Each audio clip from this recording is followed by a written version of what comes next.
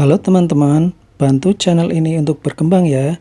Klik tombol subscribe dan jangan lupa untuk like and share video ini.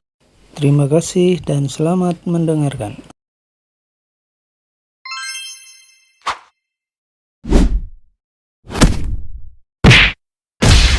Bab 41, Kematian yang dibutuhkan. Gedebuk. Galen jatuh dengan keras sambil berlutut. Bulir-bulir keringat dingin menetes dari dahinya. Apa kamu, Galen? Kamu memang punya anak yang baik, kata Kok dengan wajah dingin sambil menatap kamera. Walaupun dia tidak pernah melihat Galen sebelumnya, dia dapat membayangkan bagaimana perasaan Galen saat ini. Tuan Lemon, bos. Galen merasa mulut, tenggorokan, dan bibirnya sangat kering. Dia berlutut dan berkata dengan sangat ketakutan. Tuan Lemon, di manakah Anda? Beritahu saya lokasi Anda. Saya akan segera ke sana. Kok bahkan tidak menanggapi pertanyaannya sama sekali. Galen terlihat hampir menangis, dengan suara bergetar dia kemudian bertanya pada Kane. Kane terdiam untuk waktu yang lama dan tidak berani bersuara. Meskipun dia bodoh, dia tahu sulit untuk menghadapi orang seperti Kok. Kane terlihat gemetaran sambil mengirimkan lokasi Kok pada Galen. Setelah itu, dia menunggu dengan cemas. Di saat itu juga, Patty menyadari ada sesuatu hal yang tidak beres. Lengan Kane pun dipeganginya dengan kuat. Itu dia. Saat dan tiba-tiba teringat siapa itu Kok, dia dengan cepat berbisik kepada Ivan. Dia adalah kepala distrik pembangunan baru. Memikirkan hal ini, dan mengeluarkan ponselnya dengan spontan dan segera mencari Walker Farmer secara online, nama lain yang baru saja disebutkan Kok. Ketika hasil pencariannya keluar, dan langsung melongo. Dia benar-benar tercengang dengan informasi mengenai Walker di internet. Dan memberikan ponselnya pada Ivan dan berkata, Apa benar pria itu bilang dia datang atas perintah orang ini? Ya, Ivan menganggukkan kepalanya untuk menjawab, tapi dia juga sangat terkejut. Tentu saja, Ivan tidak mengenal Walker. Tapi dia tahu cukup jelas mengenai posisi orang itu. Tidaklah berlebihan jika dia mengatakan bahwa Walker adalah pemilik kota Sisbay. Kenapa mereka datang menjemputmu? Ivan, apa kamu melakukan suatu kesalahan baru-baru ini? Dan terlalu takut untuk bersuara, jadi dia menulis di ponselnya dan menunjukkannya kepada Ivan. Tidak, jawab Ivan pada Dan. Aku tidak tahu, tapi, apa kamu lihat apa yang terjadi tadi? Kok tampaknya cukup menghormati aku. Terserah, mari kita berhati-hati saja, kata Dan. Dia sebenarnya sedikit khawatir. Seseorang harus sangat was-was saat melakukan kontak dengan orang-orang seperti itu. Bang! Bang! Bang! Bang! Beberapa menit kemudian, tiba-tiba mereka mendengar suara gemuruh di daerah itu. Terlihat dengan jelas ada mobil sport biru sedang menancap gas di jalan. Setelah berputar hingga tampak seperti melayang, mobil itu berhenti dengan mantap di kejauhan. Seorang pria paruh baya turun dari kursi penumpang. Mungkin karena jalanan yang bergelombang, dia langsung muntah begitu keluar. Setelah muntah, dia pun berlari beberapa langkah, lalu dia muntah lagi, kemudian berlari lagi. Setelah mengulangi tindakan itu 3-4 kali, dia akhirnya berhenti muntah dan lanjut berjalan ke arah kerumunan. Ayah! Kane berteriak kaget saat melihat pria paruh baya itu. Galen langsung menampar wajah Kane saat Kane baru hendak mengeluarkan sepatah kata dan berkata, Memangnya aku ayahmu? Kupikir kamu adalah ayahku. Melihat Kane tak dapat berkata apa-apa, Galen segera berbalik dan berlutut di hadapan Kok lalu mulai memohon. Tuan Lemon, aku sangat menyesal karena anakku yang bodoh tidak mengenalimu dan menyinggungmu. Tolong beri kami kesempatan lagi. Tolong, kumohon. Dia bahkan mulai bersujud pada Kok. Buk, buk, buk. Setiap kali Galen membenturkan kepalanya ke tanah, terdengar suara keras. Setelah melakukannya berkali-kali, kepalanya pun berdarah. Tidak ada gunanya kamu melakukan ini. Kamu memiliki masalah tersendiri dalam perusahaanmu, yang pasti akan terungkap dalam inspeksi. Aku hanya melakukan pekerjaanku sesuai dengan aturan yang ada, kata Kok dengan wajah dingin. Apalagi, anakmu telah menyinggung orang lain. Apa gunanya permintaan maaf dan bersujud bagiku? Dan juga, sekali lagi harus kuperjelas. Anakmu tidak melakukan penyinggungan. Sebaliknya, dia melanggar hukum. Dia ikut berkelahi di tempat umum, dan bahkan ingin melakukan sesuatu pada Tuan Reed ini, Ivan Reed. Tuan Reed? Mengikuti lirikan Kok, Galen melihat Ivan. Dan Bill sedang berlutut di hadapan Ivan saat ini. Galen adalah orang yang pintar, atau dia tidak akan bisa sampai sejauh ini sekarang. Walaupun Kok tak mengindikasikan apa-apa dalam kata-katanya, Galen masih bisa memahami satu hal. Karena Kok dengan jelas berkata bahwa Ivanlah yang disinggung oleh Kane, maka itu berarti semua permasalahan ini tergantung pada Ivan, dan apa yang dikatakan Kok tidaklah penting. Tuan Reed. Galen segera menghampiri Ivan dan berkata, "Maaf, Tuan Reed. Anak saya dan matanya memang bermasalah sehingga tidak mengenali Anda. Kami minta maaf. Saya mohon maafkan dia." "Memaafkan?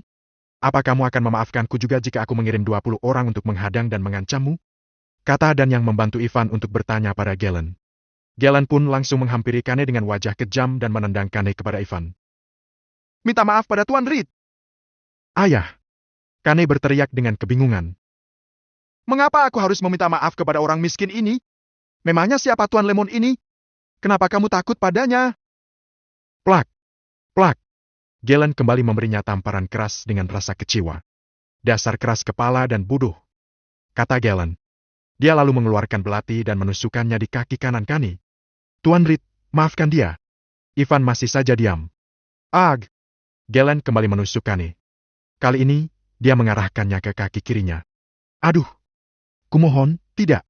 Kane berteriak berkali-kali dengan rasa sakit yang luar biasa. Dia jatuh ke tanah dengan wajah pucat dan penuh air mata. Dia mengulangi, "Ayah, aku memang salah melakukannya. Ivan, ini salahku. Aku minta maaf. Kumohon maafkan aku. Tolong!" Kane merasa takut. Dia sungguh-sungguh ketakutan. Dia belum pernah melihat sisi kejam Galen. Tidak peduli kesalahan seperti apa yang Kane pernah lakukan di masa lalu, Galen selalu membereskan kekacauan yang ada untuk Kane, entah dengan menggunakan uangnya atau dengan hal lain.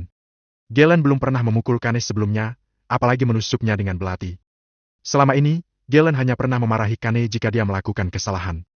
Tapi hari ini, walaupun Kane sudah terluka karena Galen, Ivan hanya diam saja seolah-olah tidak melihatnya. "Kane, jangan salahkan aku. Ini semua adalah salahmu sendiri." Galen mengangkat kakinya dan menginjak Kane dengan keras di lengannya. Kerak! Kane berteriak saat tulangnya patah. Dia kehilangan tangan kanannya. Namun, Galen tidak akan berhenti sebelum Ivan berkata cukup. Galen beralih ke tangan kiri Kane dan menginjaknya lagi. Suara retakan kembali terdengar. Sekarang Kane sudah tidak dapat menggunakan tangan dan kakinya lagi.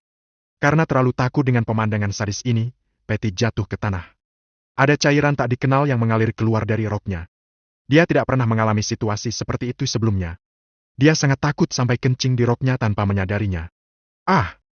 Teriakan Kane menggema di mana-mana. Namun, Kok telah mengirim orang untuk mengelilingi tempat itu sebelumnya, jadi tidak ada yang tahu apa yang terjadi di sana. Kane menahan sakit yang sangat parah, berlumuran darah dengan tulang patah dan luka di kakinya. Walaupun Bill telah menyaksikan banyak kasus serupa, dia masih dapat merasakan dirinya berkeringat dingin. Ini sudah berakhir. Bill tahu bahwa Kane tak akan bisa melakukan apa-apa karena dia menyinggung orang yang terlalu kuat. Huff! Galen menarik napas panjang. Bahkan harimau ganas pun tidak akan membunuh anaknya sendiri. Menyakiti anaknya sendiri membuat Galen merasa patah hati, tapi dia tidak punya pilihan lain. Jika Kane tidak merasakan semua hal ini, seluruh keluarga Wallace, bahkan perusahaannya akan terdampak. Jika situasi terburuk terjadi, hukuman penjara bahkan masih dapat dianggap sebagai hukuman ringan bagi mereka saat itu. Dia takut seseorang akan kehilangan nyawanya. "Kane, jangan salahkan aku. Aku akan mencintai dan melindungimu di kehidupan selanjutnya." Lalu Galen menusukkan belati ke dada Kane tanpa belas kasihan. Ivan masih belum berniat mengucapkan sepatah kata pun. Dia menginginkan Kane mati. Hanya kematian Kane lah yang bisa memadamkan api kemarahan di dalam diri Ivan dan menyelamatkan hampir 100 nyawa keluarga Wallace. Bab 42, Tuan Muda Ivan Reed. "Baiklah." Tepat ketika Galen hendak mendorong masuk, Ivan akhirnya berbicara dengan dingin. Lalu, Ivan berjalan ke arah Kok tanpa melihat pada Galen dan anaknya. "Tuan Lemon, bukankah kamu akan mengajak saya bertemu dengan seorang tetua? Ini sudah larut. Mari kita pergi. Dan, bolehkah saya meminta teman saya untuk ikut bersama?" Saya rasa tidak. Tetua Anda bilang hanya Anda yang diizinkan untuk menemuinya," Kok berkata dengan hormat. "Baiklah, kalau begitu tolong minta seseorang untuk mengantarkan teman saya kembali." Ivan tidak ingin memaksa Kok. Lagi pula, dia tidak tahu siapa yang dibicarakan oleh Kok itu. Dia tidak tahu apakah aman untuk pergi ke sana saat ini, lalu dia memberi tahu dan tentang hal itu. Dan adalah orang yang tahu bagaimana berpikir dengan bijak. Tentu saja, dia tidak banyak bicara. Dia mengatakan pada Ivan untuk berhati-hati dan segera meneleponnya jika terjadi sesuatu hal yang buruk. Karl, Kok melambaikan tangannya dan memanggil sekretarisnya. "Tunggu di sini dan urus orang-orang ini. Beberapa bagian tubuh Kane patah. Kamu patahkan juga anggota tubuh keluarga Wallace yang lainnya untuk saya.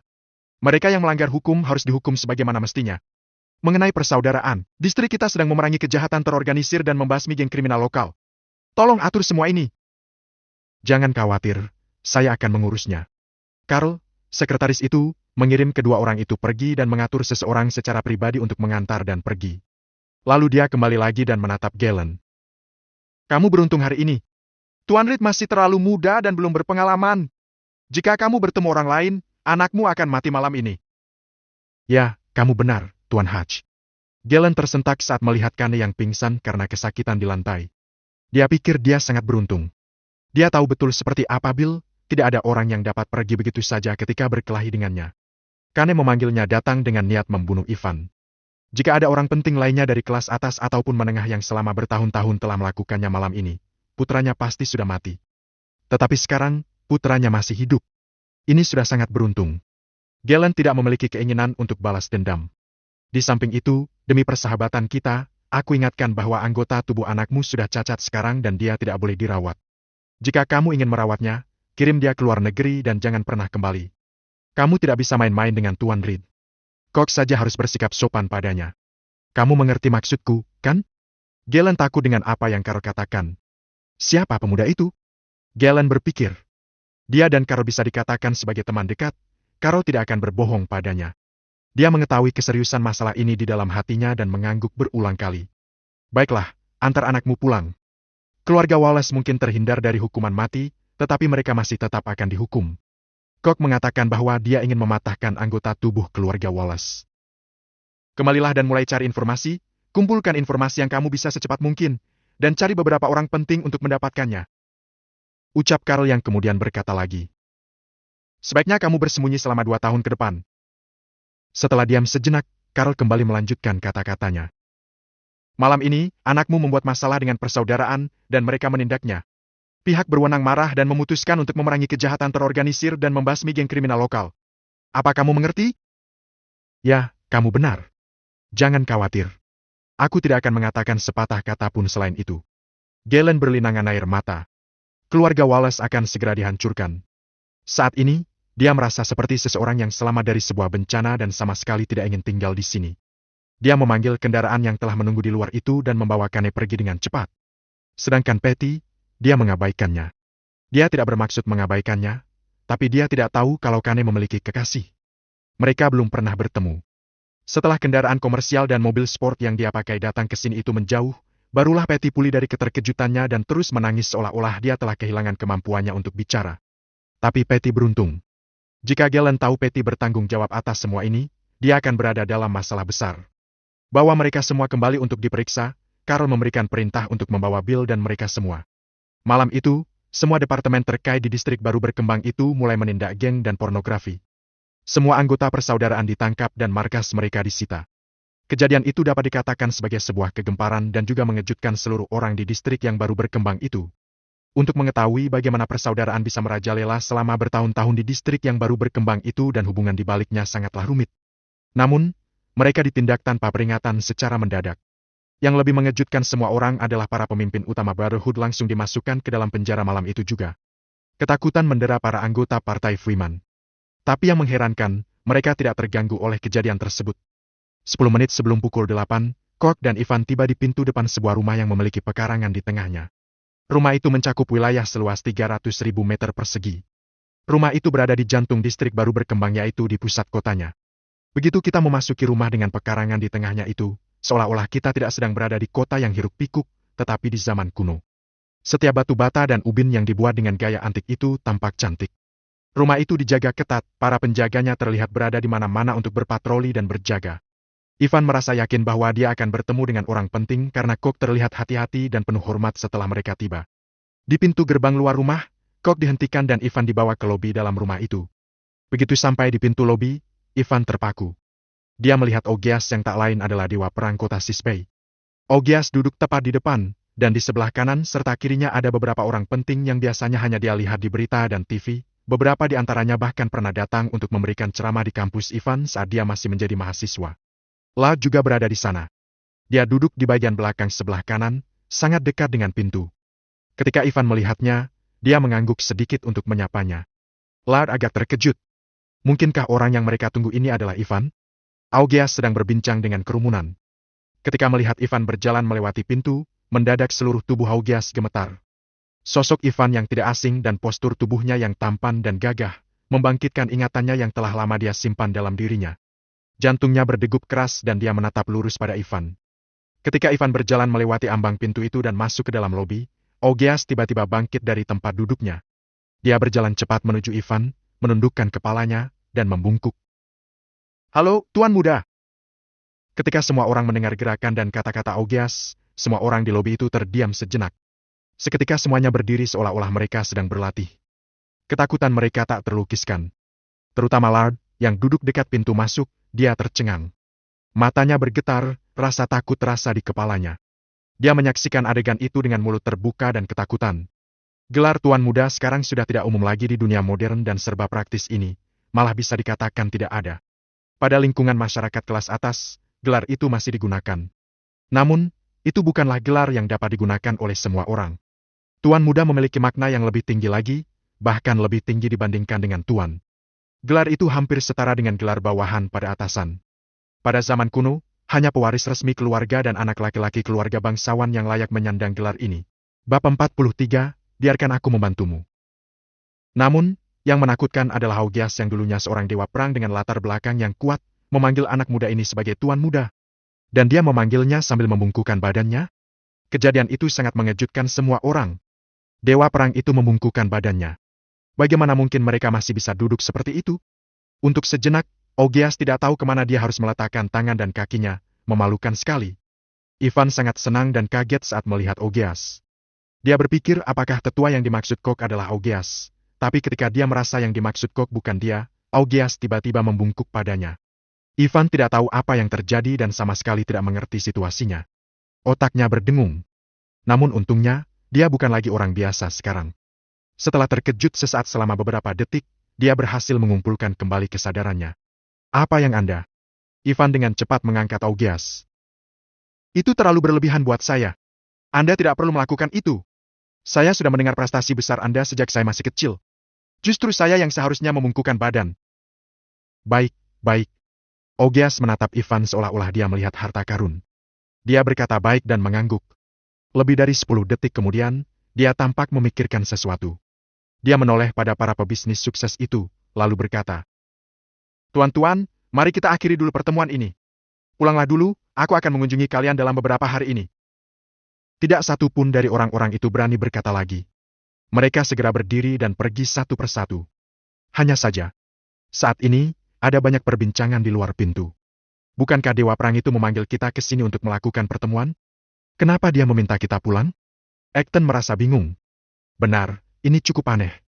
Kita baru berada di sini 2 atau 3 menit, bukan? Kenapa secepat ini? Pertemuan itu hanyalah tipuan. Tujuan dia sebenarnya ingin memberitahu kita tentang anak muda itu barusan ini. Sebaiknya kamu ingat penampilan anak muda itu.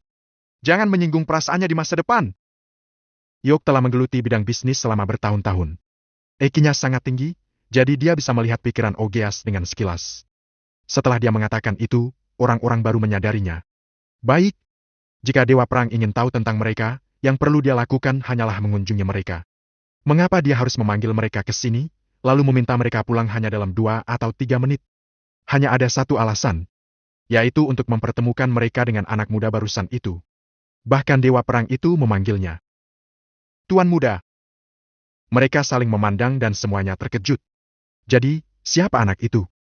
Siapapun dia, selusin pebisnis sukses ini telah mengingat gambaran wajahnya dalam-dalam ke dalam pikiran mereka. Di antara kerumunan itu, hanya Lard yang diam, tapi tidak ada yang memperhatikannya.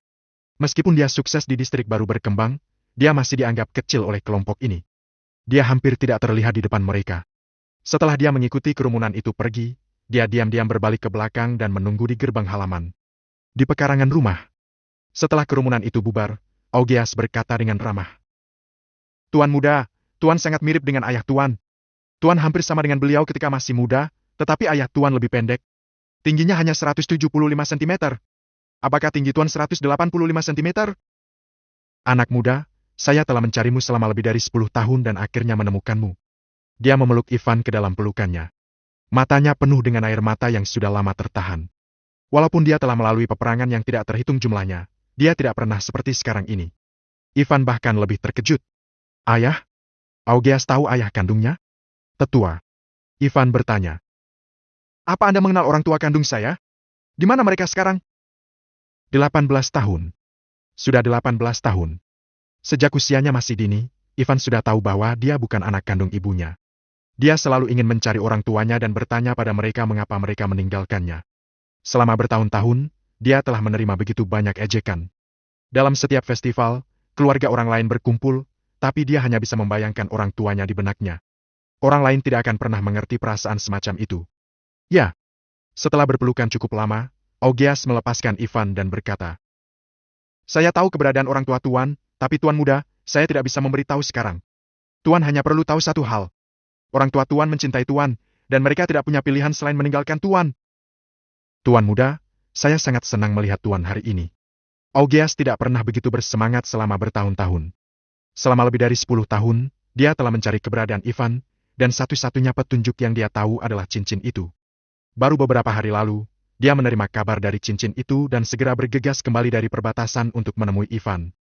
Setelah bertemu dengannya hari ini, dia yakin bahwa Ivan akan menjadi seseorang yang sukses di masa depan. Augeas telah bertemu dengan ribuan orang, dan sekilas dia tahu bahwa Ivan bukanlah anak muda biasa. Jika orang lain melihatnya, mereka pasti akan bersemangat untuk berbicara, apalagi orang biasa. Bahkan para pebisnis sukses itu bersikap hormat dan jujur ketika melihatnya.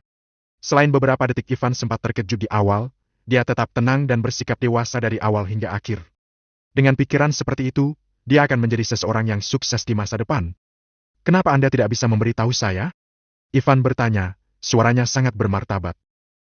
Juga, bagaimana Anda bisa yakin bahwa saya adalah anak dari pria yang Anda katakan itu? Sebelum Tuan datang, saya juga khawatir akan membuat kesalahan.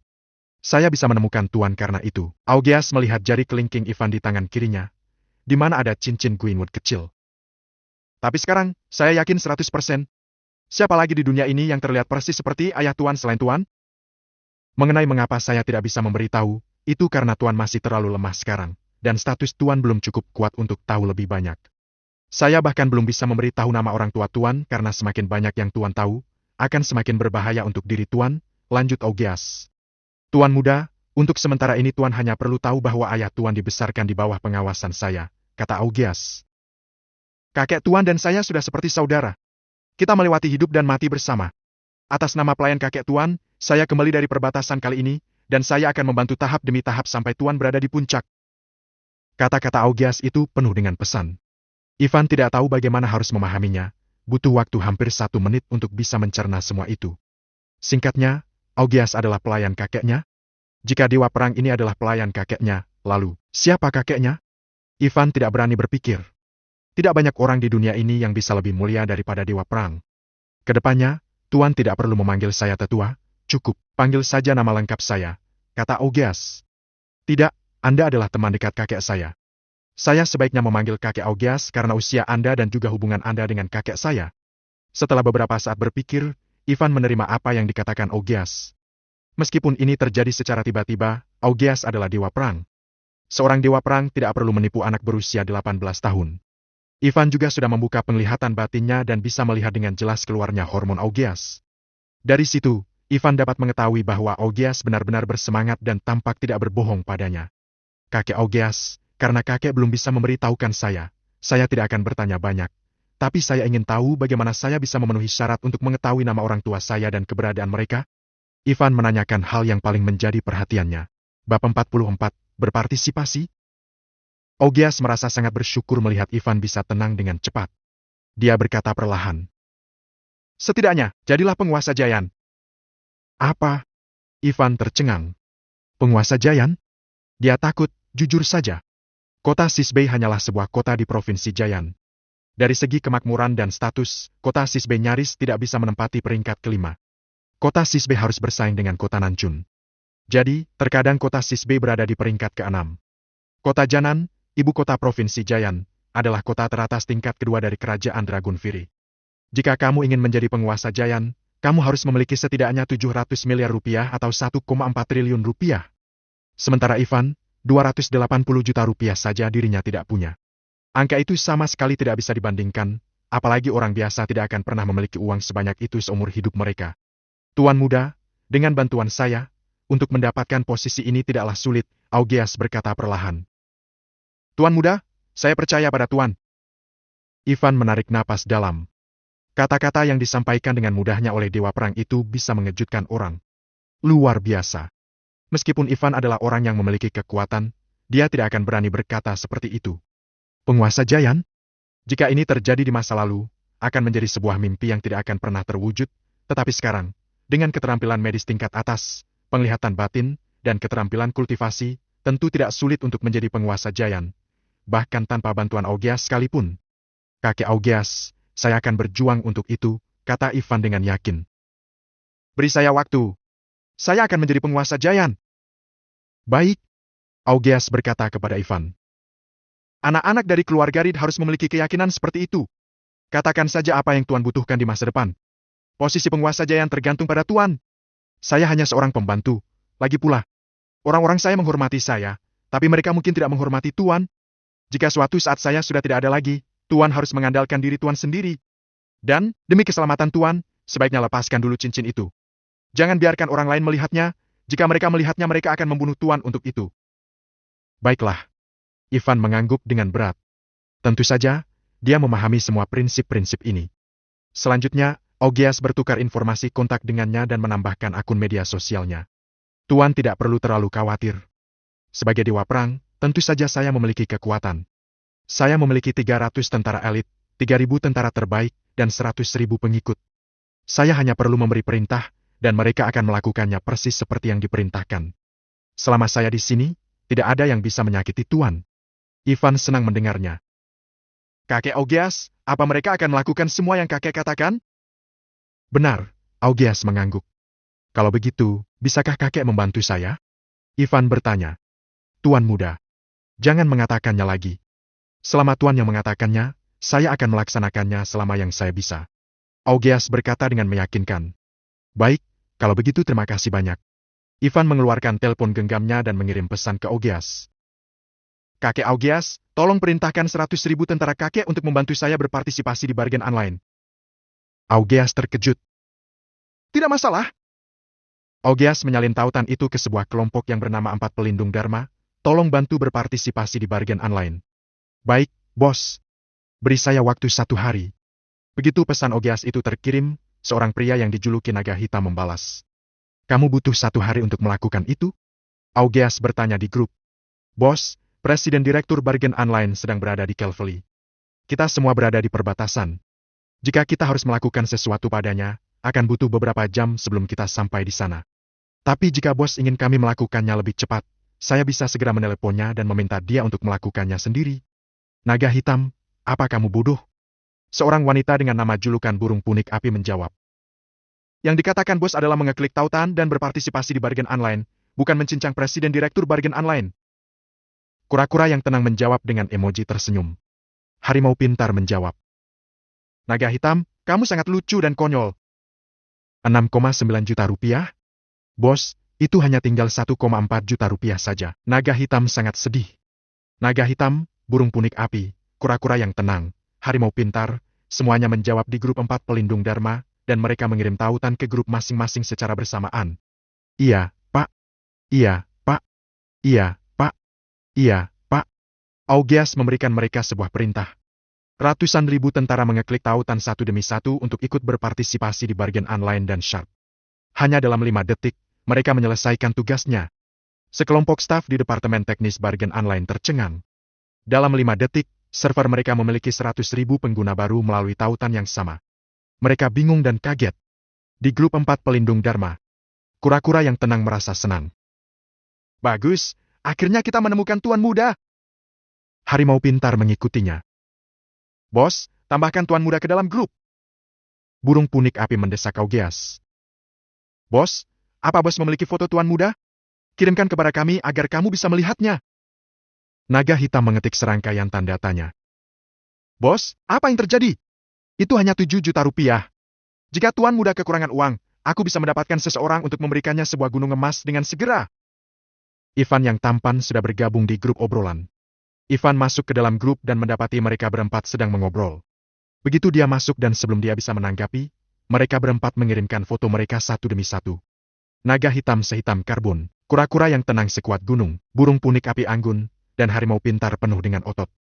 Mereka juga melampirkan perkenalan mereka di foto itu. Perkenalannya sangat sederhana, karena mereka hanya menuliskan nama dan usia mereka saja. Usia rata-rata keempat orang ini kurang dari 30 tahun. Ivan yang tampan menyapa mereka. Halo? Ivan menyapa halo dengan emoji. Halo, Tuan Muda. Halo, Tuan Muda. Halo, Tuan Muda. Halo, Tuan Muda. 4 pelindung Dharma membalas satu demi satu, lalu kemudian disusul lagi dengan pesan-pesan lainnya. Ivan bahkan tidak sempat menjawabnya. Singkatnya, mereka semua berkata, hubungi kami jika Tuan Muda membutuhkan kami. Kami bahkan siap mati untuk Tuan Muda. Tuan Muda, keempat orang ini adalah 4 pelindung Dharma saya. Panggil saja dengan nama panggilan mereka. Mereka adalah orang-orang yang saya latih untuk Tuan, Augeas berkata dengan ramah. Jika saya sudah tidak ada lagi di masa mendatang, Tuan bisa langsung memanggil mereka untuk meminta bantuan. Ivan tidak ingin Augeas mati. Kakek Augeas, kakek kuat dan sehat. Kakek pasti akan berumur panjang. Kakek tidak akan pergi. Itu tidak mungkin. Setiap orang akan mati. Kita semua akan sakit dan mati suatu hari nanti. Augeas tersenyum ramah. Dia melewatkan topik itu, dan mulai berbicara dengan Ivan. Pada saat yang sama, Ivan juga menerima pesan dari Bargain Online dan Sharp. Tidak mungkin, aku telah berhasil berpartisipasi. Kamu sangat hebat. Aku berhasil menarik 1,4 juta rupiah. Ivan dan Augeas berbicara banyak. Ivan tetap bersamanya hingga pukul 10 malam. Apa yang terjadi malam ini membuat dia sangat bersemangat. Di satu sisi, itu karena Augeas dan apa yang dikatakan Augeas. Di sisi lain, karena kabar itulah Ivan akhirnya mendapatkan petunjuk tentang orang tua kandungnya. Bagaimana mungkin dia tidak bersemangat? Tepat setelah dia pergi, bayangan yang anggun muncul di halaman. Jika Ivan melihatnya, dia akan terkejut. Itu adalah Presiden Direktur Grup Raspen, Ingrid Loos. Bab 45, Anda salah paham. Dewa Perang. Mungkinkah dia benar-benar jadi penguasa Giant? Tanya Ingrid sambil menatap pintu. Aku percaya sama dia. Augeas berkata dengan serius. Kalau Tuan Muda gagal melakukannya, saya juga akan membuatnya hidup damai dan bahagia di kota Sisbei. Dia berpikir sejenak dan melanjutkan. Ingrid, terima kasih ya, akhirnya aku bisa menemukannya. Kalau tidak, siapa yang tahu kapan aku akan bisa bertemu dia? Bisa tolong rahasiakan ini untukku? Saya hanya kebetulan bertemu dengannya, kata Ingrid. Dewa Perang, saya ingin meminta Anda untuk menjaga rahasia saya juga. Tuan Reed. Saat Ivan keluar, Lard datang menyambutnya dengan cara yang lebih hormat dari sebelumnya. Tuan Reed, keluarga saya sudah tiba di kota Sisbei malam ini. Saya ingin tahu apakah Anda bisa datang ke tempat saya dan mengobati keluarga saya. Tentu. Ivan tidak akan mengakui kalau perkataannya salah. Hal yang terpenting adalah kejadian itu sudah setengah bulan berlalu. Dia tidak tahu apa yang membuat mereka begitu lama untuk kembali. Kalau mereka memutuskan untuk menundanya selama beberapa hari lagi, beberapa orang mungkin akan kehilangan nyawa. La tinggal di distrik baru berkembang, sebuah villa yang dibangun oleh grup Raspen. Ada 13 orang yang sudah menunggu di villa.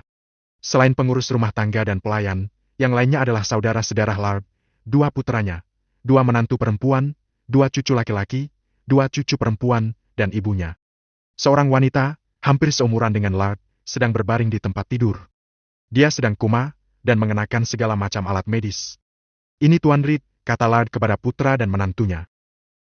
Kemarilah dan temui Tuan Reed. Tuan Reed. Tuan Reed. Tuan Reed. Keluarga Lard dididik dengan baik sejak kecil. Semuanya menyapa Tuan Reed dengan hormat, meskipun beberapa dari mereka mungkin ragu melihat Tuan Reed yang masih muda. Tuan Reed, izinkan saya memperkenalkan keluarga saya kepada Anda. Putra pertama saya Mario dan istrinya Ginny. Putra kedua saya Bebar dan istrinya Harry. Putri kecil saya Carol. Cucu pertama saya Hart. Cucu kedua saya Lemar dan ibu saya, Salome. Dan yang terbaring di tempat tidur adalah istriku, Leda, kata Lard. Ivan mengangguk sopan. Dengan penglihatan batinnya, Ivan melihat orang-orang ini seperti setan. Mereka semua menyebarkan energi jahat, dan itu agak mengerikan, terutama istri Lard. Leda mengidap penyakit di seluruh tulang, anggota badan, dan organ tubuhnya. Situasinya cukup serius. Ivan sedikit mengernyit. Dia tidak bisa menyerap dan membersihkan energi jahat sebanyak ini sekarang. Tidak seperti energi dari iblis, energi jahat seharusnya hanya diserap setelah transformasi. Kalau tidak, itu akan menyakiti tubuh. Kalau Ivan lebih kuat, energi jahat bisa jadi nutrisinya. Sayangnya, dia tidak sekuat itu, jadi dia hanya bisa menggunakan cara lain untuk mengeluarkan energi jahat. Tetapi itu tidak penting karena yang paling penting adalah memotong sumber energi jahat. Lard, saya akan mengatakan yang sebenarnya. Keluarga Anda tidak sakit karena penyakit. Tubuh mereka penuh dengan energi jahat. Sumber energi jahat itu pun pasti ada di rumah Anda juga. Kalau kita memotong sumbernya dan membersihkan energi jahat, keluarga Anda akan sehat kembali. Apa? Lard tercengang. Energi jahat? Benar. Anda mungkin tidak percaya pada saya, tapi saya harus mengatakan yang sebenarnya. Ivan mengangguk. Beri saya waktu sebentar dan biarkan saya menemukan sumbernya. Baiklah, Tuan Reed, ucap Lard hormat. Dia percaya apa yang Ivan katakan tentang energi jahat. Faktanya, orang-orang seperti Ivan sudah melihat begitu banyak hal. Sekuat apapun mereka akan mempercayai hal-hal yang mungkin tidak dipercaya orang biasa karena mereka telah melihat hal-hal seperti itu secara langsung. Masalahnya adalah Lard sudah bertanya kepada banyak master Feng Shui, tetapi tidak satu pun dari mereka yang menemukan masalahnya. Ivan mulai menggunakan penglihatan batinnya sebaik mungkin. Semenit kemudian, Ivan mengernyit. Dia menemukan dua sumber yang memancarkan energi jahat. Lard, apa ini dapurnya?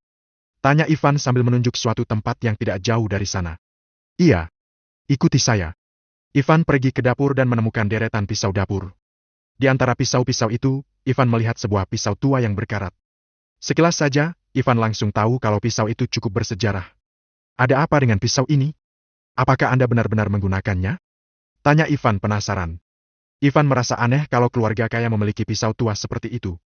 Ya, Tuan Reed. Pisau ini sudah bersama kami selama sekitar 50 tahun sejak kami masih berada di desa. Ibu saya bilang kalau pisau itu pemberian seorang pria ketika dia masih muda.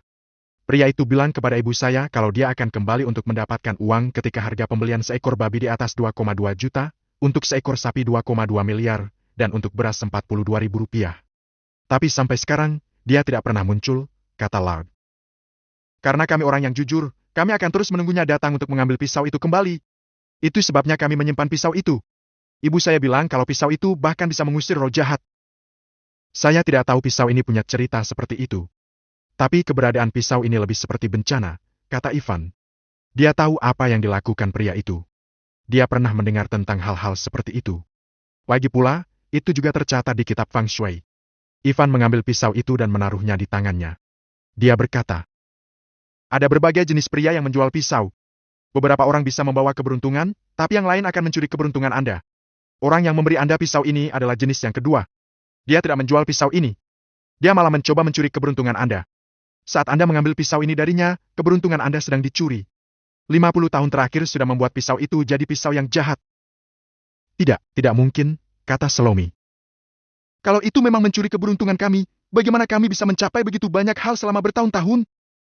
Kesuksesan seseorang tidak melulu soal keberuntungan. Kesempatan juga penting. Pria itu mungkin mencuri keberuntungan Anda, tapi itu hanya sebagian kecil dan tidak akan berdampak banyak pada kehidupan Anda. Tapi Anda mungkin menghadapi beberapa masalah tak terduga ketika Anda semakin dewasa. Ivan berterus terang. La terkejut mendengarnya. Dia mengingat 40 tahun terakhir hidupnya dan sadar kalau kecelakaan datang hampir di setiap saat kritis dalam hidupnya, seperti yang Ivan katakan. Kemudian, La bertanya. Tuan Reed, apakah pisau itu ada hubungannya dengan penyakit keluarga saya? Tidak juga. Itu hanya memengaruhi keberuntungan keluarga Anda, tapi tidak sampai menyebabkan seluruh keluarga sakit. Ivan menggelengkan kepalanya. Sebenarnya, penyebab penyakit Anda yaitu Feng Shui di rumah Anda. Saya rasa posisi perabotan, serta pepohonan dan rumput di luar rumah Anda, disarankan oleh beberapa ahli, bukan? Tidak, itu tidak mungkin. Setelah Ivan selesai bicara, Salome membantah. 5 tahun yang lalu, saya mengatur formasi besar Feng Shui dan saya meminta seorang master Feng Shui untuk membantu. Sejak saat itu, bisnis ini berjalan dengan baik. Bagaimana mungkin posisi itu bisa jadi masalah? Anak muda, apakah Anda benar-benar tahu Feng Shui? Benar, Tuan Reed, tambah Lard. Sejak formasi besar ditetapkan, keluarga kami jadi hebat. Hebat? Ivan mencibir. Anda akan mati, tapi sekarang Anda malah bicara tentang jadi hebat. Anda sama sekali tidak mengerti situasi yang Anda sedang hadapi. Bab 46, uang lebih meyakinkan. La terdiam setelah mendengar kata-kata Ivan. Benar. Hebat bagaimana kalau mereka bahkan tidak bisa makan atau tidur nyenyak? Apa gunanya menghasilkan lebih banyak uang kalau mereka tidak dapat menikmati hidup dengan uang itu? Namun, Salome tidak berpikir begitu. Dia berkata, anak muda, saya tidak tahu apa yang Anda lakukan untuk membuat anak saya percaya, Tapi lingkaran Feng Shui keluarga kami jelas bukan masalah. Putra kecilku yang merekomendasikan Master Feng Shui ini. Beliau orang terkenal dan sudah seringkali membantu mengatur Feng Shui orang kaya. Apa yang Anda tahu tentang Feng Shui di usia yang begitu muda? Tentu, Anda lebih tua dari saya, jadi apakah Anda tahu Feng Shui? Kalau Anda pikir yang lebih tua akan lebih tahu banyak hal, Anda mungkin akan menemukan kura-kura tua, bentak Ivan. Dia ada di sini untuk menyelamatkan hidup mereka. Bisa-bisanya mereka tidak percaya padanya. Anda, Salome tidak tahu harus berkata apa. Kondisinya buruk dan sekarang wajahnya jadi pucat. Salome mungkin akan jatuh kalau dia tidak ditopang oleh cucunya. Bu, jangan berdebat dengannya. Lad memarahi ibunya. Bahkan jika Ivan tidak tahu Feng Shui, dia tidak boleh disinggung. Augias tidak akan memaafkan mereka yang menghina Ivan. Di sisi lain, Lad tidak bodoh. Sebenarnya, dia sangat pintar. Kalau tidak, dia tidak akan jadi sehebat ini dari nol. Karena Ivan bisa tahu bahwa ada yang salah dengan pisau tuanya sejak pertama kali melihatnya dan melihat formasi keluarganya, bisa bilang kalau Ivan memang tahu Feng Shui. Saya tahu sebagian besar dari kalian tidak percaya pada saya, terserah. Saya akan tunjukkan pada kalian. Tolong beri saya semangkuk air. Lad meminta pelayan untuk menyiapkannya. Sesaat kemudian, Ivan memegang mangkuk itu dan menggambar tanda doa di air.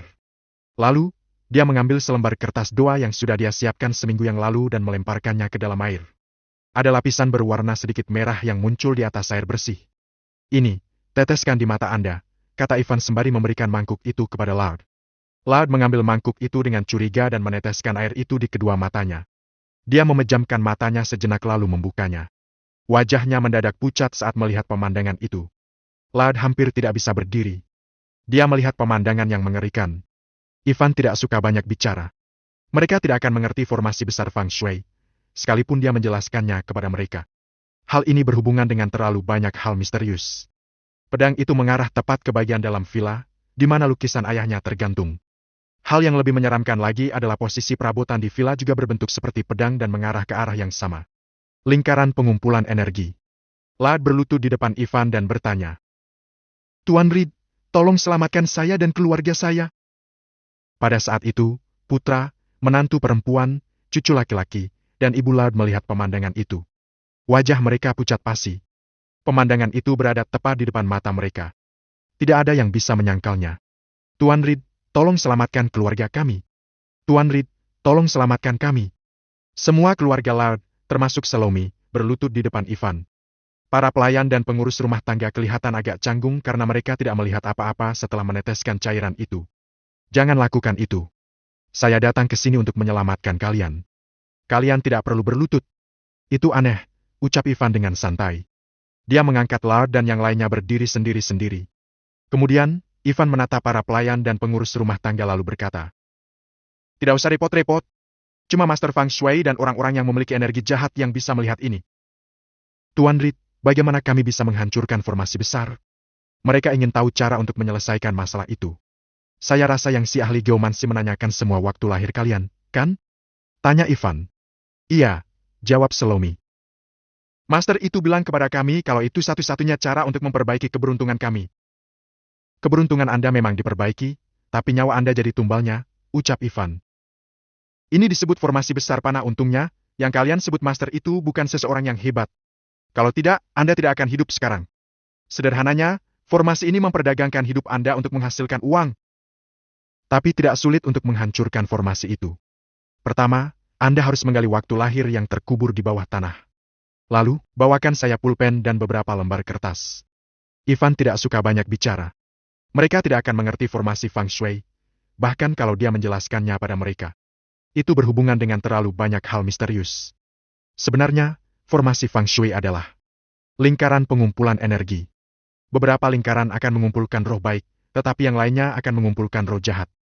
Kalau kamu ingin menghancurkan formasi, tidak ada gunanya hanya menjauh dari hal-hal di dalam lingkaran. Orang biasa tidak bisa menahannya, jadi lingkarannya harus ditata ulang. Prosesnya melibatkan banyak hal rumit. Ivan berjalan mengelilingi villa dan halaman sambil memegang pena dan kertas. Dia menggambar di kertas untuk menunjukkan bagaimana setiap benda harus ditata ulang. Pergilah dan kumpulkan beberapa orang. Minta mereka menata ulang rumah ini sesuai yang saya gambar di kertas. Gali waktu lahir kalian dan letakkan di tempat yang saya tandai, ucap Ivan. Ingat, semua ini harus selesai dalam waktu setengah jam, jadi kumpulkanlah orang sebanyak-banyaknya. Terima kasih banyak, Tuan Reed. Saya akan melakukannya sekarang juga. Laut tidak ingin menyia-nyiakan waktu. Dia bergegas memanggil sekitar 200 orang dan mereka berhasil menyelesaikan semua pekerjaan dalam 20 menit. Setelah mereka menyelesaikan formasi besar yang baru, Laut dan keluarganya melihat pedang itu sekarang menghadap ke langit. Sedangkan energi jahat yang ada di halaman menyebar ke langit dipandu oleh pedang. Energi jahat itu berasal dari tubuh mereka. Sekarang, kejahatan itu sudah tidak ada lagi. Mereka tidak akan melihat ini dalam beberapa hari terakhir. Setengah jam kemudian, mata mereka kembali normal setelah efek air itu hilang. Keluarga itu jelas bisa merasakan kalau tubuh mereka sangat rileks selama setengah jam terakhir. Istri Anda akan terbangun dalam waktu 1 bulan dan tubuh Anda juga akan membaik. Tapi kerusakan yang disebabkan oleh energi jahat mungkin akan sembuh dalam beberapa bulan, kata Ivan kepada Laud. Dilihat dari kekayaan Anda akan sembuh dalam waktu paling lama setengah tahun dan paling cepat 1 bulan. Terima kasih banyak, Tuan Reed, ucap Laud sambil kembali berlutut. Saat ini, dia sangat terkesan dengan Ivan.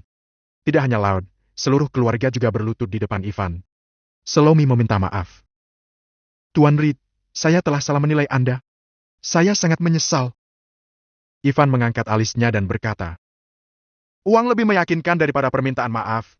Bab 47, bukan masalah besar. Tuan Reed, Anda sudah sangat membantu kami. Sebutkan saja jumlah yang Anda butuhkan, Laud yang pertama menanggapi.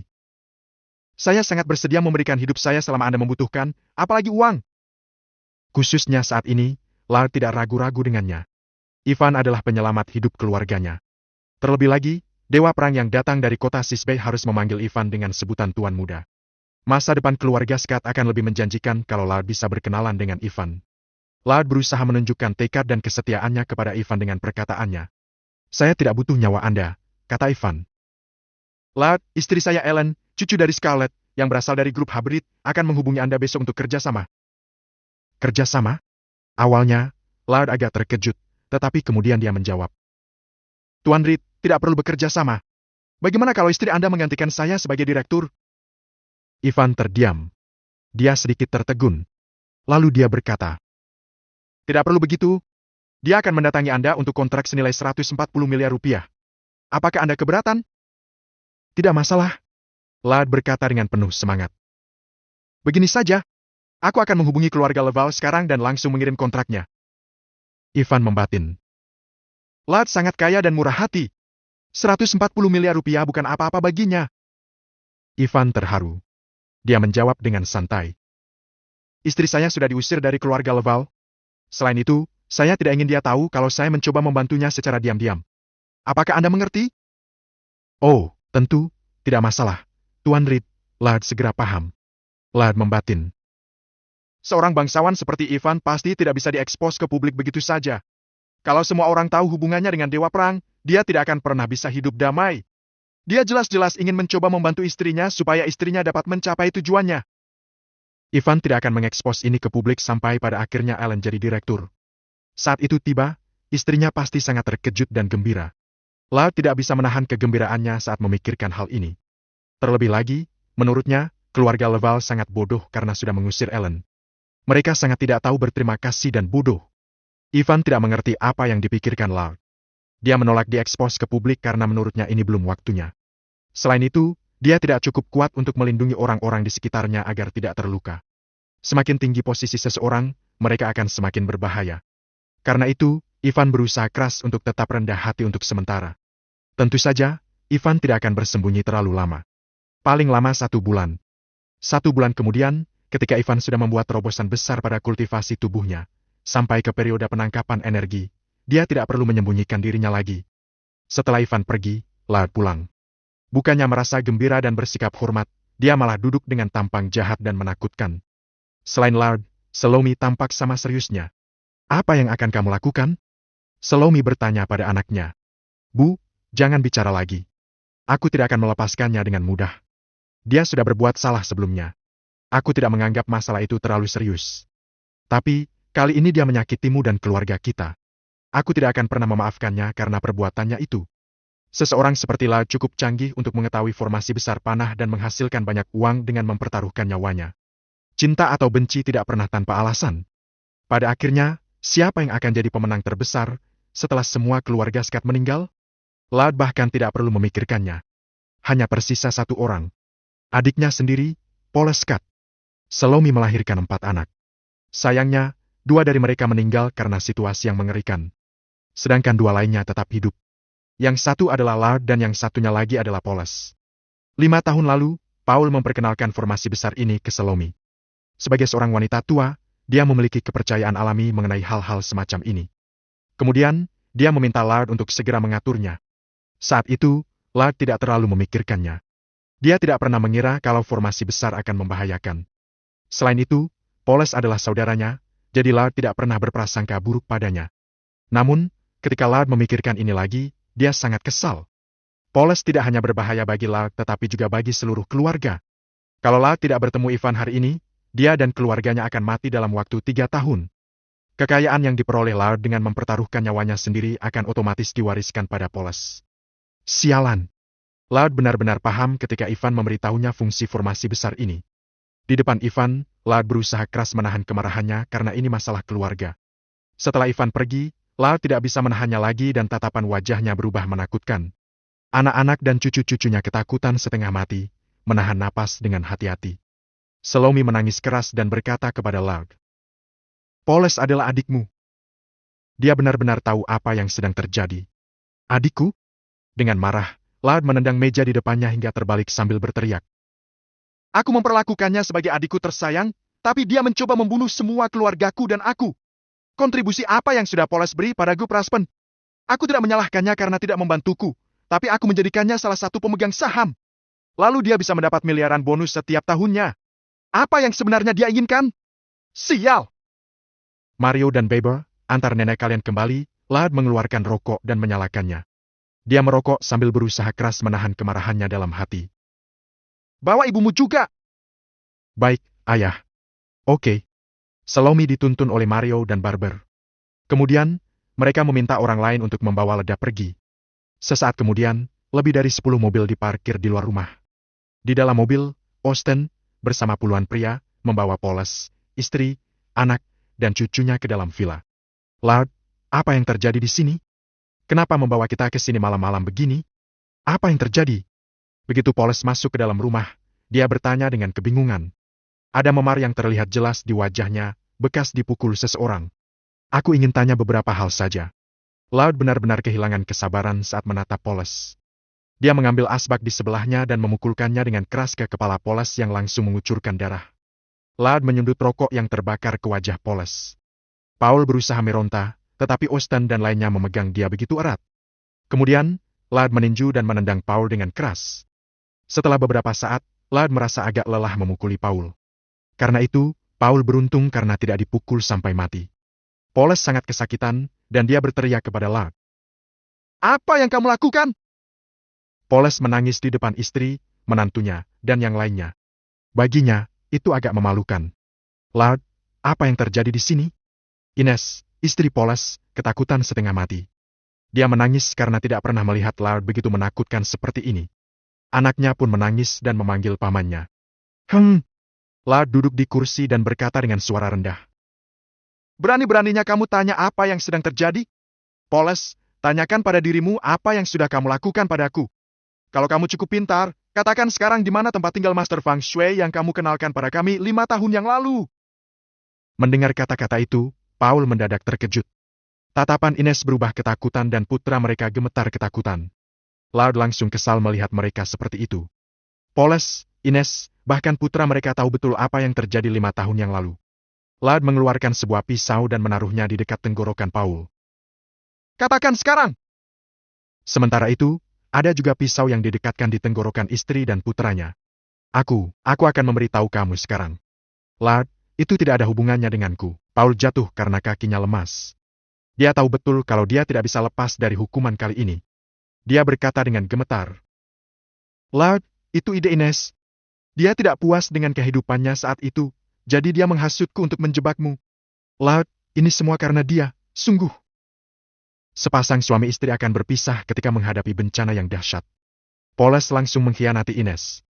"Kamu sudah gila, ya? Kok malah menyalahkan aku? Dulu kamu mengeluh padaku kalau Lard lebih baik darimu dalam setiap aspek. Lalu aku dapat ide ini," bantah Ines sambil menangis. Dia tidak pernah menyangka Paulus akan langsung mengkhianatinya. Dia sangat marah dengan sikap suaminya. Paul tidak pernah jadi adik yang baik. Dia selalu iri dengan bakat dan keberanianmu. Dia mengeluh karena harus tunduk di depanmu. Aku kesal melihatnya, lalu aku memperkenalkan Master Feng Shui kepadanya. Tolong biarkan aku pergi. Aku rela menyerahkan semua yang aku punya. Ines memohon pada Lard. Baik Paul maupun Ines mengenal Lard dengan baik. Lard mendirikan Partai Freeman sendirian. Menjadi ketua sekelompok gangster tidak hanya membutuhkan kebijaksanaan, keberanian, dan wawasan tetapi juga trik yang sulit. Tanpa kualitas itu, Lard tidak bisa seperti sekarang. Aku cuma ingin tahu di mana Master Feng Shui tinggal sekarang. Lard memejamkan matanya. Dia bahkan tidak ingin melihat mereka. Katakan sekarang. Mungkin kamu akan baik-baik saja karena kamu adalah keluargaku. Dia tinggal di kota Sisbei. Poles mengatakan alamat master itu tanpa keraguan. Lard tidak berkata apa-apa lagi. Sepertinya, dia sedang menunggu sesuatu. Sekitar 5 menit kemudian, pengacaranya datang membawa sebuah kontrak yang perlu ditandatangani oleh Paul dan keluarganya. Itu adalah kontrak supaya mereka menyerahkan semua kekayaan mereka, termasuk uang dan saham. Tanda tangani itu. Lalu kamu akan dikirim ke luar negeri. Lard tetap memejamkan matanya. Paul dan keluarganya tidak berani mengatakan apa-apa. Kalau mereka tidak menandatanganinya, mereka akan segera mati. Tanpa ragu lagi, mereka menyelesaikan tanda tangan dalam waktu 3 menit. Bawa mereka pergi, Lard membuka matanya. Austin, pesankan tiket pesawat dan kirim mereka ke luar negeri. Paul dan keluarganya diseret pergi. Jangan khawatir. Mereka tidak akan pernah muncul di depan Anda lagi. Austin pergi setelah selesai bicara. Karena sudah bekerja pada Lard selama bertahun-tahun, Austin mengenal Lard dengan baik. 2 jam kemudian, Lard menerima beberapa foto. Poles dan keluarganya dilempar ke laut dan tidak ada yang hidup.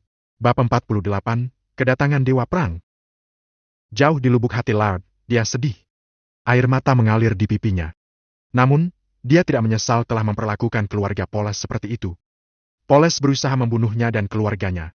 Dia tidak bisa melupakan apa yang sudah mereka perbuat dan memperlakukan mereka dengan baik lagi. Kalau mereka dibiarkan begitu saja dan tetap hidup, itu malah berbahaya. Lard selalu jadi pria yang kejam dan tanpa ampun. Dia akan selalu seperti ini di masa lalu, sekarang, atau masa depan. Saat Ivan pulang, Ellen masih bekerja. Supaya kerjasamanya berhasil, dia harus mempersiapkan diri dengan baik. Dia kerja lembur sampai jam 3 pagi. Namun, dia tetap bangun pagi-pagi sekali dan meminta Ivan memilihkan pakaian yang sempurna untuknya. Ivan, bagaimana penampilanku dengan pakaian ini? Tanya Ellen pada Ivan. Cantik sekali. Ivan menyukai gaun itu. Tidak, ini tidak begitu elegan. Bagaimana dengan yang ini? Ellen ganti baju lagi. Cukup bagus. Ivan juga menyukai yang ini. Tidak, ini terlalu serius. Bagaimana dengan yang ini? Ellen tidak merasa puas. Sayang, kamu terlihat bagus dengan apapun yang kamu pakai, Ivan berkata dengan lembut seperti biasanya. Tapi kamu kelihatan lebih cantik kalau telanjang.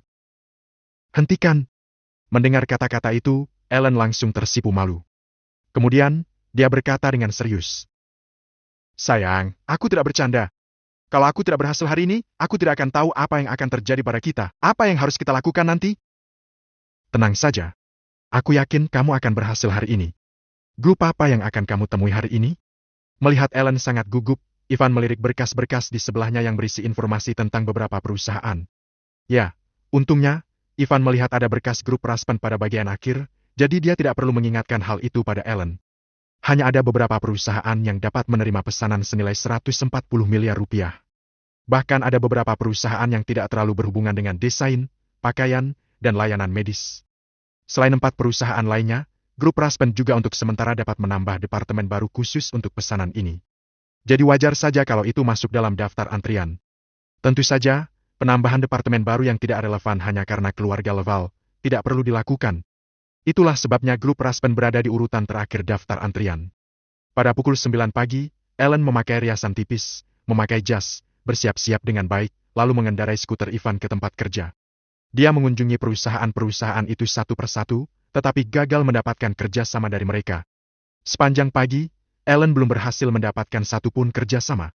Dia bahkan tidak sempat masuk ke beberapa perusahaan. Hal itu sebenarnya normal terjadi. Bekerja sama dengan perusahaan kecil seperti keluarga Laval itu terlalu berisiko, apalagi menerima pesanan senilai 140 miliar rupiah. Ellen cukup berkecil hati akan hal itu. Ya, Ellen menghela napas. Hanya grup Raspen yang tersisa dalam daftar.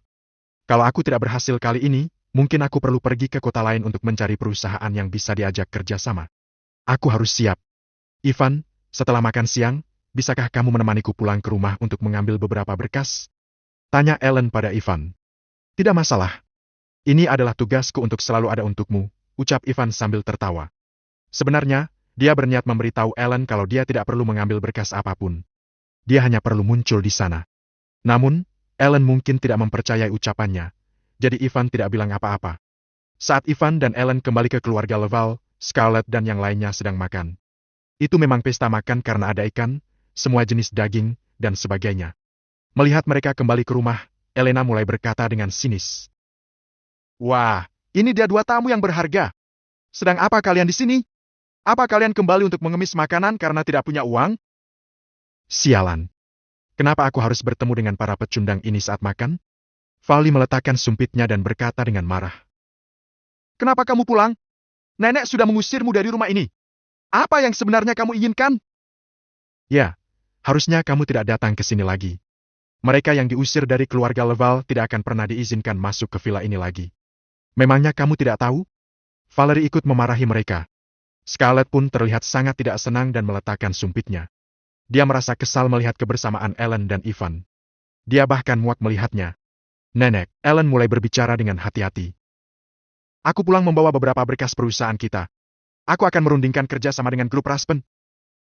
Grup Raspen? Scarlett tahu nama itu. Dia tertawa terbahak-bahak. Kamu merundingkan kerja sama dengan grup Raspen?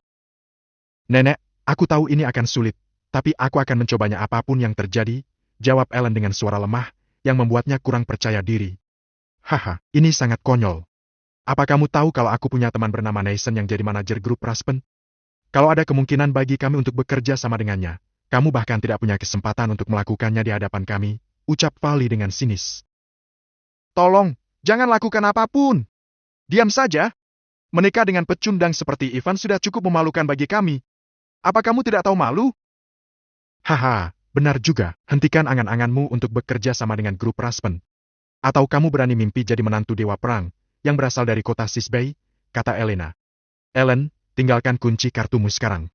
Tanpa izin dari Scarlett, kamu tidak diizinkan untuk masuk ke area villa hutan lagi mulai sekarang. Travis berkata dengan sangat kesal. Kamu tidak disambut di sini. Tidak ada orang bodoh yang bisa masuk rumah kita. Nyonya Laval. Tiba-tiba, seorang penjaga keamanan masuk ke dalam rumah dan berkata dengan terengah-engah. Ada beberapa mobil mewah di luar villa. Selain itu, mereka mengaku ingin mengunjungi Anda. Lalu, ada mobil berlabel lisensi hitam. Di antara orang-orang itu, tampaknya, pemimpinnya adalah dewa perang. Apa? Nyonya besar Scarlett langsung berdiri dari kursi. Katakan sekali lagi.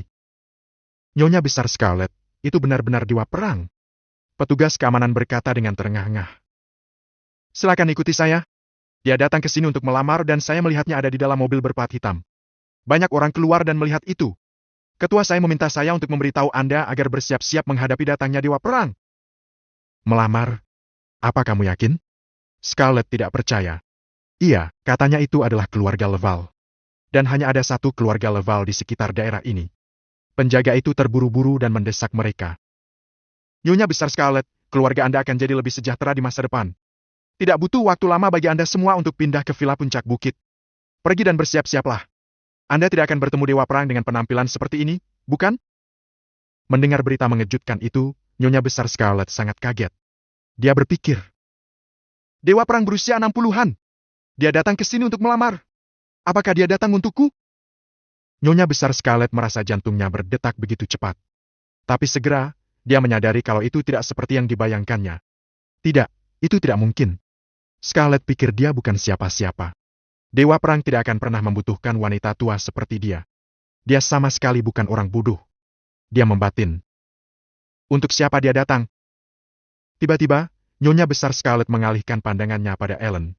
Itu memang benar. Mungkin itu Ellen. Ellen adalah yang paling cantik di keluarga Laval. Setelah pulih dari cacatnya, dia terlihat lebih cantik dari para artis. Scarlett yakin 90% kalau itu bisa saja Ellen. Tapi dia berubah pikiran dengan cepat. Ellen sudah menikah. Kalau dewa perang ingin melamar Ellen, dia tidak mungkin muncul di sini secara dramatis, karena itu akan merusak reputasinya. Ya, hanya tersisa satu orang yang belum menikah di keluarga Laval. Elena, Nyonya besar Scarlett terkejut dengan pemikirannya. Dia berbalik menatap Elena dan merasa ada sesuatu yang tidak biasa. Karena Nyonya besar Scarlett menatapnya, Elena tersipu. Wajah Elena memerah memikirkan hal yang sama. Dia berkata dengan malu-malu. Nenek dan ayah, Dewa Perang pasti datang ke sini untukku. Bagaimana kalau kalian bereskan meja makan dulu? Aku akan pergi dan merias wajah. Saat mereka akan bersiap, 6 mobil mewah yang berdampingan berhenti persis di pintu depan villa keluarga Leval. Seorang penjaga keluar dari mobil lebih dulu, lalu dia berjalan ke belakang dengan cepat untuk membukakan pintu dengan hormat. Kemudian, seseorang bertubuh tinggi dan tegak keluar dari mobil berplat hitam dan berjalan mendekati keluarga Leval. Sementara itu, semua orang turun dari kelima mobil lainnya sambil memegang kado yang dibungkus kertas merah. Saat melihat pria itu, keluarga Leval sangat terkejut dan pikiran mereka mendadak kosong. Augeas. Itu benar-benar Augeas, Dewa Perang Kota Sisbei. Selama ini, keluarga Leval hanya bisa melihat tatapan marah Augeas di berita TV. Kini mereka melihatnya secara langsung. Mereka semua tertegun, lupa bereaksi, dan tidak tahu harus berbuat apa. Bahkan Nyonya besar Scarlett yang telah melalui begitu banyak hal sepanjang hidupnya, masih sulit percaya. Itu benar-benar terjadi di depan matanya. Dia ragu apakah itu mimpi atau bukan. Dia bersikap normal kembali ketika Augeas mendekati pintu. Bab 49, seorang pria atau anjing? Nyonya besar Scarlett berdiri dengan penuh semangat untuk menyambut Augeas. Namun, Augeas menghentikannya. Nyonya besar Scarlett, jangan repot-repot. Aku di sini cuma mewakili tuan muda untuk melamar. Anda cukup duduk manis saja. Bawa hadiahnya ke dalam. Mendengar kata-kata Augeas, mereka yang berdiri di depan mobil, berturut-turut masuk ke villa dengan hadiah di tangan. Mereka juga sambil meneriakkan isi dari hadiah yang mereka bawa saat melangkah masuk. 99 batang cerutu emas mewakili generasi abadi. 9 kotak Lafite 1982 mewakili pernikahan abadi untuk pengantin yang baru menikah. 6 kilo tembakau pipa mewakili kehidupan yang senantiasa sejahtera. Sebuah buku terbuat dari emas berharap menjadi pasangan yang berpendidikan dan santun.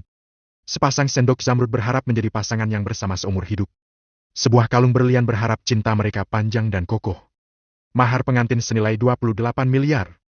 Melihat banyak orang keluar masuk, Nyonya besar Scarlett dan Travis hampir tidak bisa bernapas karena terpesona dengan betapa mewahnya hadiah-hadiah itu.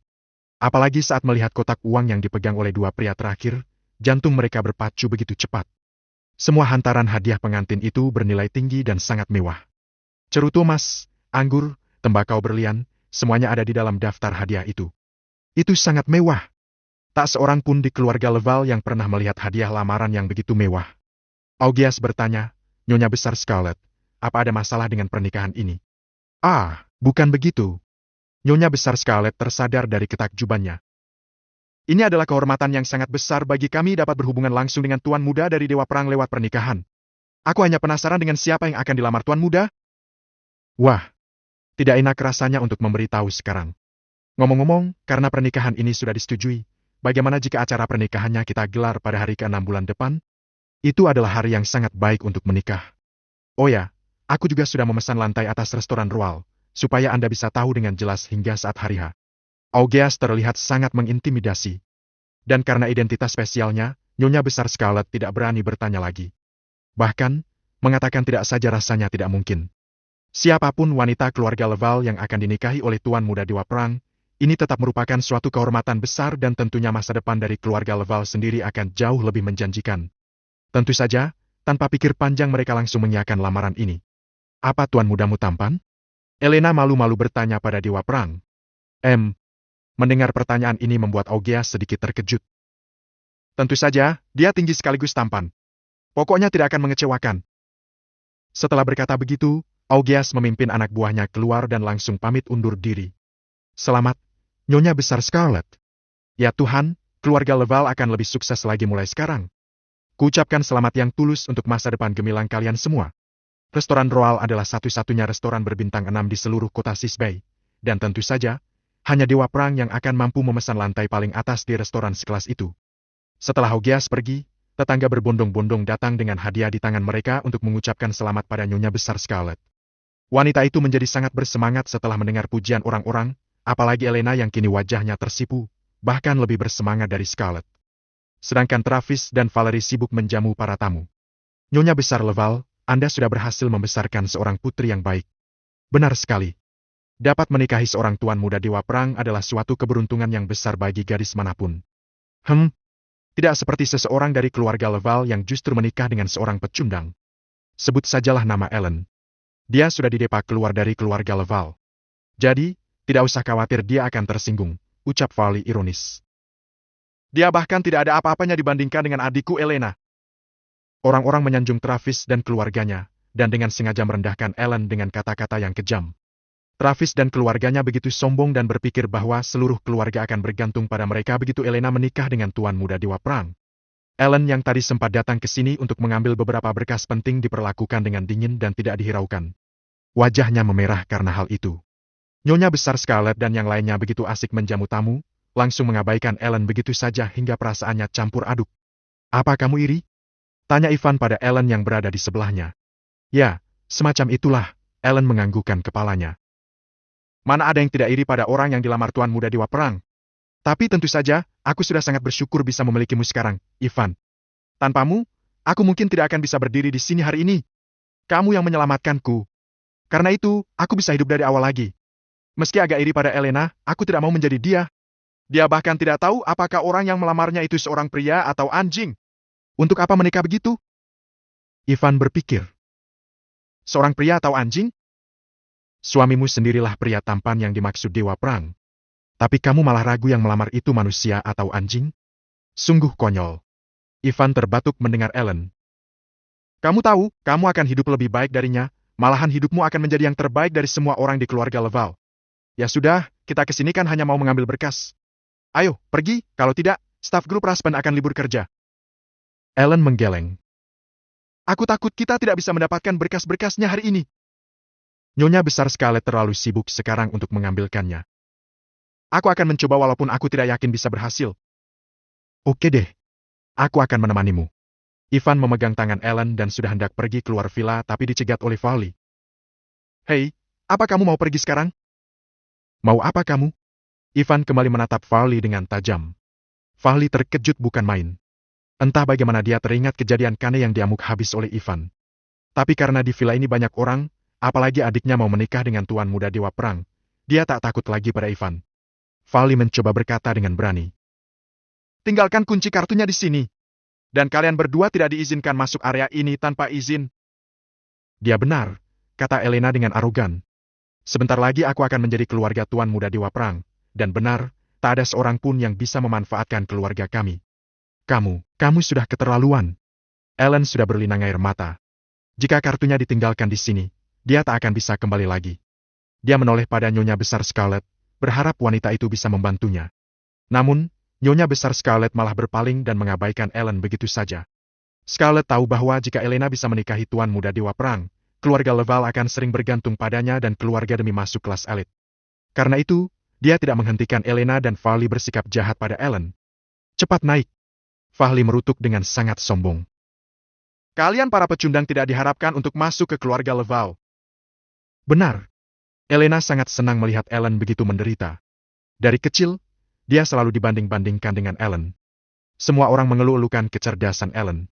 Tapi hari ini, lihatlah siapa yang akhirnya dipermalukan begini. Keluarga Leval akan berada di bawah perlindunganku. Kamu dan suami pecundangmu akan selamanya tinggal di flat miskin itu. Ngomong-ngomong, bisa juga sih kamu menceraikannya untuk hidup lebih baik dengan menjadi simpanan Ted. Dengan begitu, kamu masih akan dianggap di sini. Elena berkata dengan bengis. Bab 50, menunggu untuk waktu yang lama. Kak, simpan tenagamu.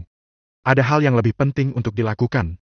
Nanti kamu bisa bersombong diri lagi. Farley yang berlaku seolah lebih superior, membentak dengan arogan.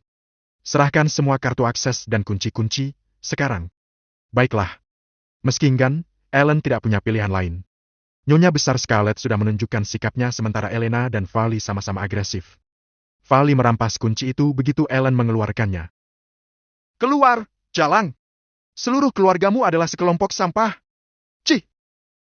Ivan langsung menampar keras wajah Farley begitu dia selesai berbicara. Kini seluruh wajahnya memerah dengan bekas telapak tangan yang terlihat jelas. Apa kamu makan dengan mulut itu? Jaga lidahmu, atau lain kali kamu akan ditampar 2 kali. Ellen, ayo kita pergi. Ivan dan Ellen sudah melangkah jauh sebelum Farley tersadar. Bajingan, Ivan. Beraninya kamu memukulku. Vali berteriak di depan gerbang. Saat aku sudah menjadi saudara ipar tuan muda keluarga Dewa Perang, akan kubunuh kamu. Vali, kamu tidak apa-apa, kan? Elena bertanya dengan prihatin. Tidak, tidak apa. Vali menutup wajahnya yang kini panas dengan tangan. Brengsek! Mereka masih berniat bicara soal kerjasama, mimpi kalian. Akan kutelepon Nathan, supaya mereka bahkan tidak bisa masuk ke gerbang Grup Raspen. Setelah beberapa saat, Ivan, lain kali jangan memukul orang. Itu sangat kasar. Ellen duduk di bangku belakang skuter sambil memeluk pinggang Ivan. Sudah 2 kali menyaksikan Ivan memukul orang akhir-akhir ini, dan itu membuatnya cemas. Vali akan segera menjadi saudara ipar keluarga Dewa Perang. Dia pasti akan membalas dendam. Terus kenapa? Dewa Perang sekalipun tidak bisa menghina istriku. Ivan berbicara dengan keras. Sayang, apa kamu tidak senang aku memukulnya? Tidak juga. Ellen menggelengkan kepalanya. Tidak senang? Tentu saja tidak. Sudah lama Ellen ingin memberi pelajaran pada berandalan seperti Vali. Tamparan Ivan sudah mengabulkan keinginannya selama bertahun-tahun. Malah bukan hanya tidak senang, tapi dia sangat bahagia. Oke. Dengar, camkan kata-kataku. Kamu ini istriku, akan kulakukan apapun yang kubisa untuk kebahagiaanmu.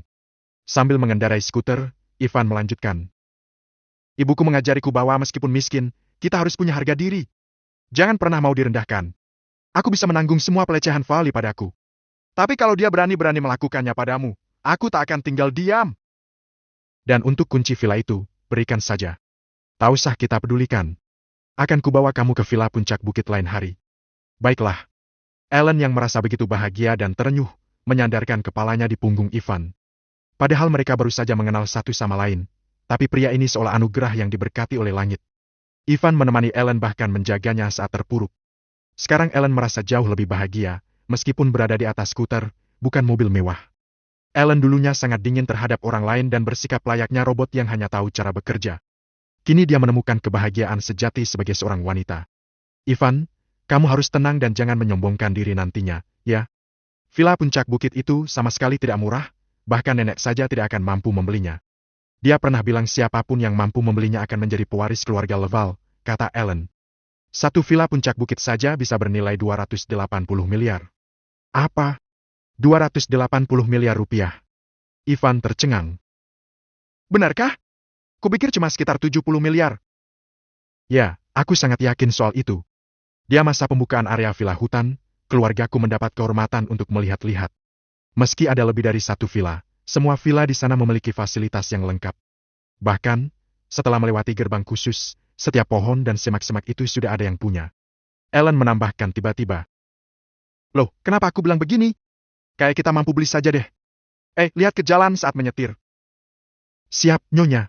Ivan menghela dalam hati, Lard benar-benar dermawan. Dia bahkan memberikanku villa ini sebagai hadiah. Bodoh sekali aku ini. 70 miliar? Ini jauh lebih berharga dari itu. Apalagi semua villa dilengkapi dengan fasilitas seperti itu untuk satu keluarga saja? Gila. Kupikir bakal terpisah fasilitasnya. Apa-apaan? Kamu berhasil, Lard? Ivan tidak tahu hubungan antara Lard dan Ogias saat itu. Dia bahkan awalnya masih ragu apakah penyakit Lard bisa disembuhkan atau tidak. Namun tanpa ragu, Lard memberinya sebuah villa. Kini Ivan harus mengagumi Ogias untuk mata tajamnya. Pantas saja dia bisa memulai dari nol dan mendirikan grup Raspen yang bernilai triliunan. Grup Raspen terletak di posisi terbaik dari distrik baru berkembang dengan gedung 9 lantai untuk kantor, dan ada area seluas lebih dari 2.000 meter persegi di setiap lantai. Bagi kebanyakan orang, dapat bekerja di sini adalah kehormatan tertentu. Untuk menghindari berbagai masalah, Ivan sudah mengirim pesan ke Lard agar dia bersiap-siap. Di gerbang grup Raspen, seorang wanita berpakaian rapi sudah menunggu di sana. Dia adalah sekretaris pimpinan. Saat melihat Ellen, dia segera menyapa. Nona Laval, silakan ke arah sini. Anda mengenalku? Ellen pun terkejut. Ya, kata wanita itu. Saya Nash, sekretaris pimpinan. Anda Ellen Laval kan? Ah, ya. Ellen bingung. Bagaimana Nash bisa tahu dia akan berkunjung? Lebih-lebih sudah berdiri menunggu di sini? Pimpinan kami mendapat kabar bahwa Anda hendak menawarkan kerja sama akhir-akhir ini. Kami juga perlu mengembangkan beberapa proyek bersama keluarga Laval. Beliau berpikir Anda akan datang menemui kami, jadi beliau meminta saya menunggumu. Nash hanya mengulangi apa yang Lard telah katakan padanya.